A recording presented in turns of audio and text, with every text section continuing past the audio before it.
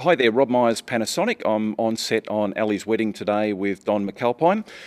Don, good afternoon. Good afternoon. Thank you so much for your time. And can I first of all say congratulations on the dressmaker. Okay, Stunning work. you can do that.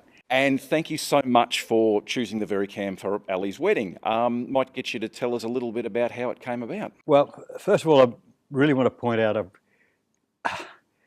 Panasonic, sorry, have offered me nothing, and I need nothing from them, to be blunt.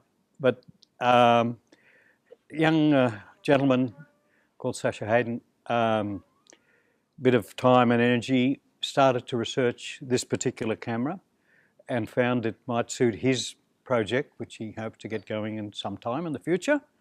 And he involved me in testing it. Initially, we did a very rudimentary exposure test, and then eventually we did a strong comparative test with the three other major contenders in this professional field: the ARRI, the RED, and the Sony. And of course, out of that, I decided to use it on this film. Why did I do that? Basically, I found there was virtually interchangeability using the 800 ASA between the three other cameras. They all had their strengths, they all had their weaknesses, and this was certainly not on the bottom of the list at 800 ASA, but this particular camera has the wonderful feature that it has a second ASA at 5,000, and you immediately think, ho hum, well that's going to be good, but it's going to be grainy. Truth is it's not. We've done several tests now, and last week we did the definitive test in which I sat in a lounge chair on a set, and they rolled at 800 and they rolled at 5,000 ASA, and the shots butted together, and it took absolute finicky experts to pick any difference. And when they rolled some noise eliminating software, they were certainly totally and absolutely interchangeable. Now, to me, that means that this camera represents a massive evolution in the process of digital cameras.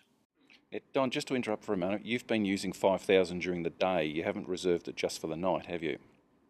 On Ali's wedding, I've been using 5,000 during day. I've been using 5,000 in the midst of using 800 if I wanted particularly an extra depth of field.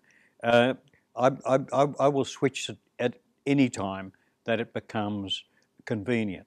I'm now in the process of shooting 3 days in a mosque set for this film, and I've shot everything at 5,000 ASA.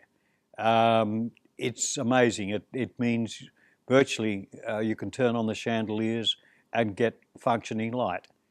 You still have to light a scene with instruments to get quality work. It's only on rare occasions that the practical situation is the best for the scene. Most people and scenes need additional lighting, but of course with 5,000 ASA, they need an awful lot less. Now, I also saw some stunning shots come out of Friday's shoot when we were out at the mosque on the outdoor scene at night when the clouds rolled in over the moon. Yeah, well, I mean, the opportunities with this camera is just amazing because the other night we were at a mosque with a minaret pointing up in the sky. It was dark and there was a moon with cloud moving across it. I just suggested to the operator to point the camera at the moon to just see what had happened, and it resolved beautifully. There was a beautiful blue area of lit cloud around the moon, and extending beyond that was white cloud that was lit by the soda vapor coming up from all the street lights in the vicinity. And we used that. We came off that vision of cloud and moon to drop down onto the minaret and into a car park to continue a scene. I'll admit we pulled 4 stops because we'd in relative terms, overlit the car lot at the bottom, but I knew that after I'd seen the moon. Now, can we talk about what's next for you?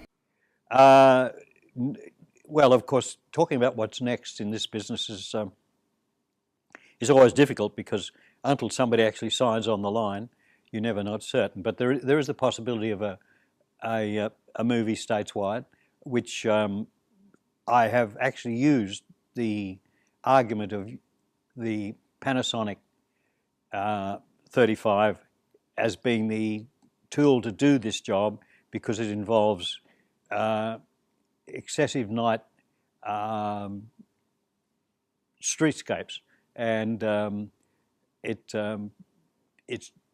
just the perfect camera for it. I mean, Collateral was a very interesting effort in which they used, I think I was still back on HD then, but this would just make that infinitely so much better. Street scenes are fantastic.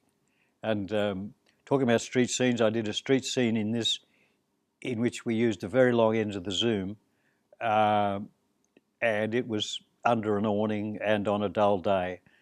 So the stop was about 8 at 800, and immediately I just boosted it up to 16.5, and it just gave so much depth to the scene on the long end of the lens, following tracking with a group way down the sidewalk. It really did make that scene. Terrific. Anything else you'd like to add? I mean, I'm just finding more and more ways that I can exploit the advantages of this. It really is. I mean, the digital world was a wonderful breakthrough for me, and I regard this as the camera that really takes it away from the film world entirely. Film never ever got to 5,000 ASA, and I mean it's a tool that obviously can be overused, but it's a tool that can be very, very well used too. Yeah, and I'm proud to say that this is the first Australian feature film in which this camera's been used, and I'm proud to be part of it. Terrific. Don, thank you so much for your time. Great. Sasha, thank you for steering Don towards VeriCam. Appreciate that. Thank you, Matchbox. Thank you, Michelle. Okay.